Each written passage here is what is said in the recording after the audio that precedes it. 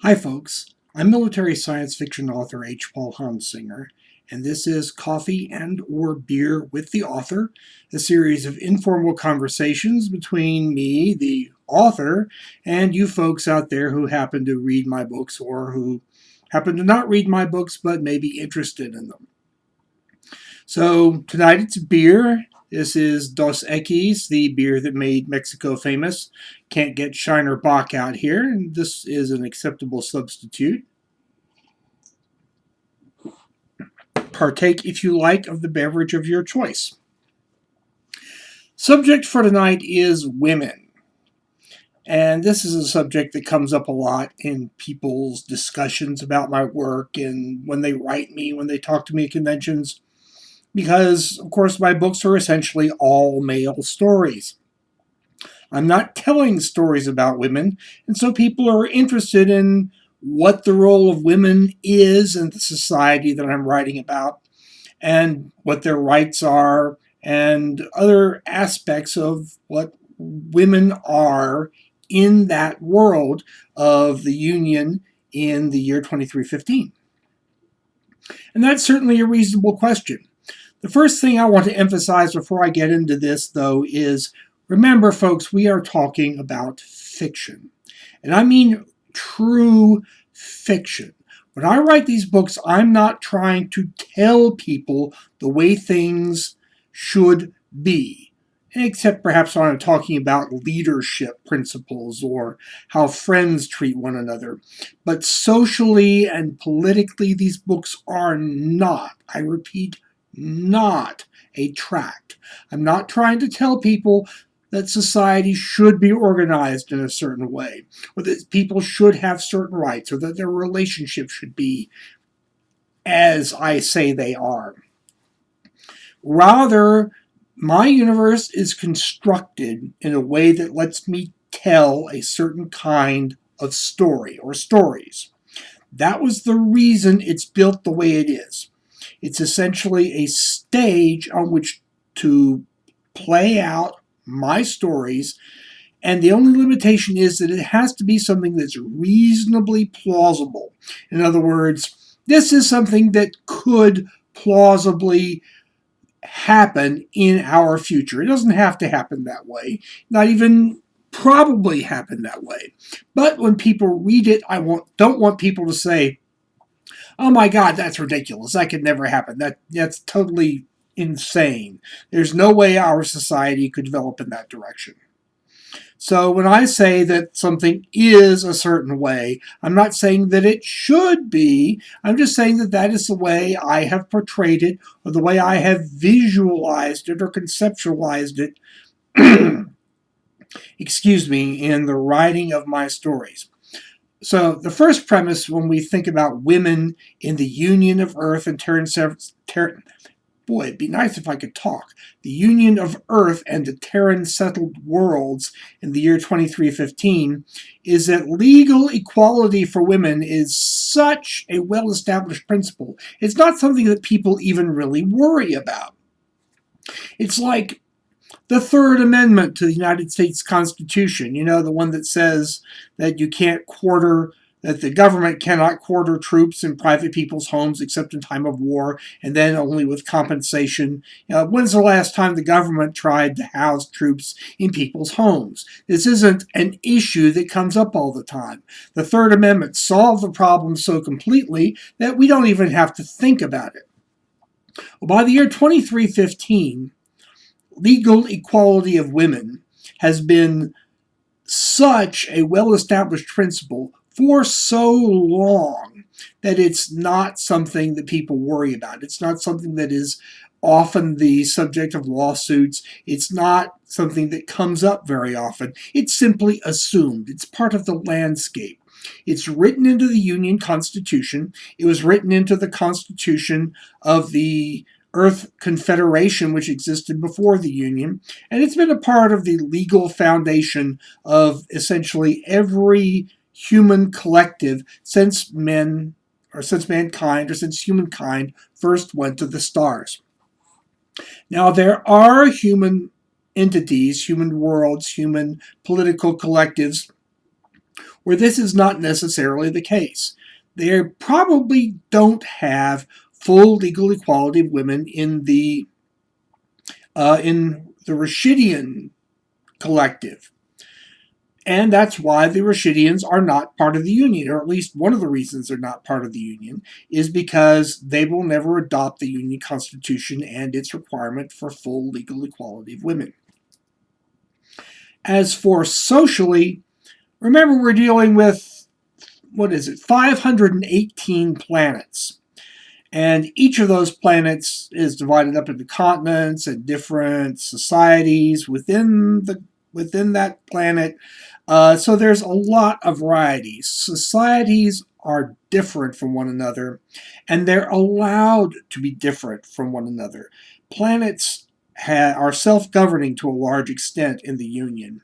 They make a lot of their own laws. They govern themselves to a large extent, somewhat analogous to the United States, but more like the United States was before the Civil War, in that there was a larger degree of disparity in the legal regimes that applied in each planet, except of course that there is a Bill of Rights that applies across the board, and there's due process everywhere, there's freedom of speech everywhere, there's freedom of religion everywhere, there's freedom of assembly everywhere. Those rights are fundamental, and everybody enjoys them if they're in the Union.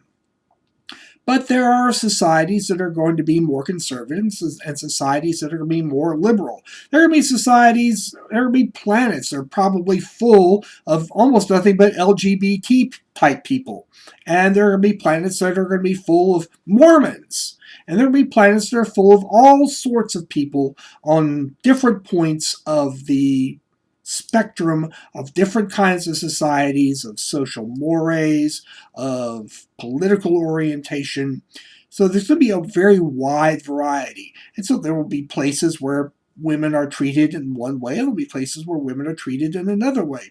There will be places where women run the show completely and where men are secondary.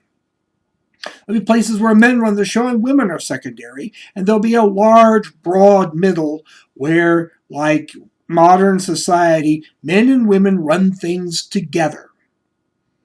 And if you don't like where you are, you can get in a starship and go someplace that's more to your liking. You can vote with your feet. There's a wide variety. There are lots of opportunities. There's lots of places to go. There are lots of choices. 518 planets in the Union. 205 billion people. That's 20 times, more than 20 times the population, well, roughly 20 times the population of the Earth. I'm not good at doing math in my head, so I'm sure someone will correct me. It's more than 10 times, I will assure you that. So the degree of variety and opportunity that you have in these broad spectrums of societies is almost mind-boggling. So people are going to have lots of chances to do lots of different things in lots of different ways. Certainly, I'm looking at notes over here because when you've been through the sorts of things I've been through, your brain doesn't entirely remember everything. By the way, I hope I'm not squinting too much. People have said that when I wear my glasses, the reflections are too distracting, and they don't like it. So I try to do these things without my glasses. I try not to squint too much when I'm doing them. So if you guys can put up with the dark circles and this stuff I've had to deal with ever since the cancer and the heart surgery, then I will do with staring at a blurry camera and having to squint to see my notes over here. The bottom line about women to remember is that essentially, given the Union as a whole, women have every opportunity that men have, except for naval service temporarily due to the issue of the Gynae phage. That was not the case before the Gynae phage. It will not be the case sometime down the road. I would expect not too many more years. But for the time being, women are not part of the serving Navy. Now, for those of you who are not familiar with the gynophage or what I'm talking about, essentially about 20 years before the time in which the trilogy takes place, the Crag attacked the Union with a germ weapon that wound up killing about 50% of the human females in the galaxy. We managed to stop it due to an extremely brilliant effort led by a Dr. Emeka Moro and a large team of physicians and epidemiologists and molecular biologists who developed a vaccine/antibody treatment that prevented the spread of the disease and kept further people from getting it. But it wasn't stopped until about 50% of the female population of the galaxy had been killed. Some planets were almost entirely untouched. Some planets, virtually every woman on those planets died, and it's a pretty horrible death. But it's been 20 years. The surviving female population has, to a large degree, redistributed itself such that planets that were largely without women would migrate to those planets because they found themselves in greater demand. Also, it's been 20 years, so now the little girls who were born immediately after the gynophage are reaching childbearing age. And so that demographic gap is being filled in. Women were withdrawn from naval service for two reasons. First, because with the depletion of the female population, it just didn't make sense to take people who were potential childbearers and send them out into space where they could get killed. They needed to be kept in a safe place. Also, and perhaps of greater importance, was the fact that we did not know whether the Crag could come up with another version of the gynophage, whether they could come up with another way of delivering it, perhaps to starships. And if you had a crew that was 50% female, and the Crag had a way of transporting that disease onto the ship could lose half its crew. So it was deemed to be an excessive risk. But we didn't know whether the Crag could come up with a way to overcome the Moro treatment and perpetuate the gynophage, even though we developed a treatment for the version that had been spread previously. So it was just a safety thing. It was a matter of the Union not wanting half of the people on board one of its ships to suddenly die, and the serious degradation of that ship's ability to fight that would happen as a result. I'm extremely confident that as the female population recovers, that women will be reintroduced into the Navy. The Union is fighting for its life. Humanity is fighting for its survival. It simply cannot afford to arbitrarily take some percentage, some fraction of its people and say, oh, no. Well, that was good. Oh, no, we can't use you. Well, we need everyone we can get. We need the entirety of the resources that we can muster to fight this war. And so we can't just, no, we're not going to use you women. You can just stay home. As soon as women can practically be reintroduced into the Navy without compromising the strategic and tactical necessities involved in fighting the war, then they will be, because it's a necessity. We can't afford to do without people that we have. We can't afford to not use resources that are available to us. I brilliantly knocked my notes on the floor. That was me brilliantly leaning out of the camera shot and picking them up. Fortunately, this is an informal conversation. So I don't have to worry about making mistakes like that because I'm making the mistakes informally. So that's basically the story. I think that at some point we will have, as we have in the past, have had female admirals and female captains and had roughly half of the Navy consisting of women, and we will get back to that point again. But it just isn't the case right now at the point that I'm telling the stories. And people asked, Paul, why did you do this? That is such a ridiculous plot device.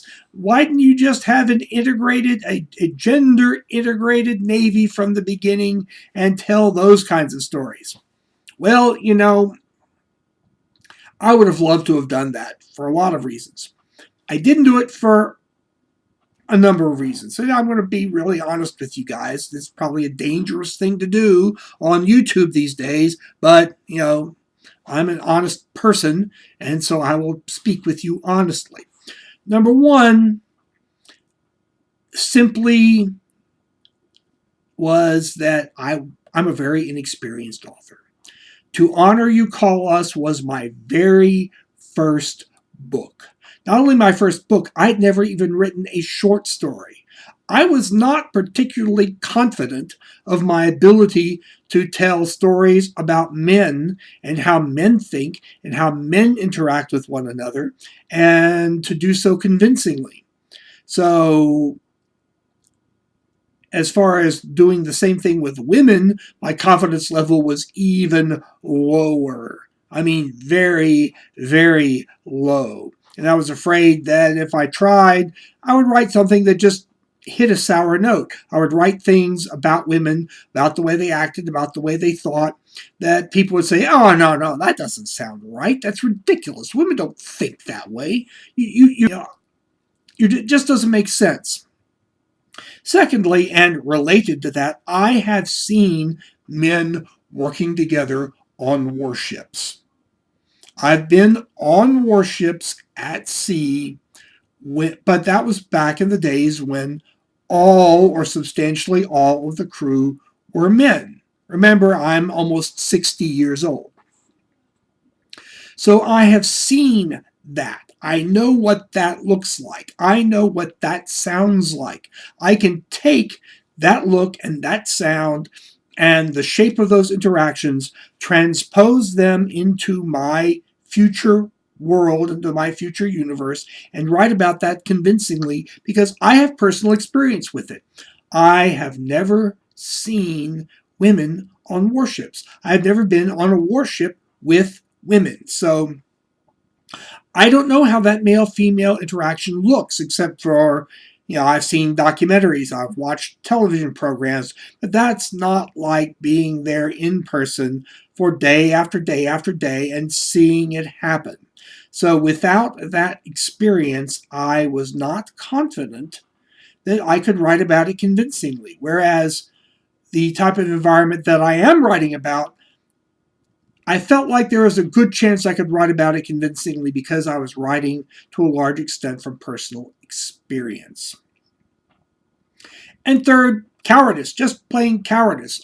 When you've never written anything before, and when you don't have any confidence in your ability to write, and when you don't think that you're creative, and you sit down to write that first book, you want to stay inside your comfort zone. And so I was going to stay inside my comfort zone. Now I'm thinking about straying outside of it, but it will be done so gradually and carefully because I don't want to compromise the quality of what I've been doing so far, which people seem to like, in pursuit of telling another kind of story, which is not the reason I started writing in the first place. So we will see how it develops. We will see where it goes. I don't have a master plan for a lot of these things. Characters walk on to my pages all the time before I even have imagined them.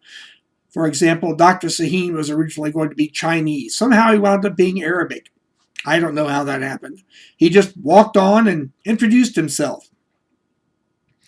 And so I suspect that the first really significant female character to introduce herself into my books will simply walk onto the page one day without my having decided to bring her in, and there she will be, fully developed, well realized, and I will know who and what she is the minute I meet her. And I don't know when that's going to happen. But when it does, we will find out together. I've gone on for significantly longer than I planned to initially, so that's the end of this talk. I will be back, I believe, in roughly a week to talk about some other issues. I've got a few ideas. If you have ideas for things you would like to see covered in these videos, please note it in the comments below. That's down there, comments, and I will read them with interest. And if I think they're interesting, I will address them. If not, I will ignore them. So I'll look forward to talking to you in about a week. And until then, I hope everything goes well for you.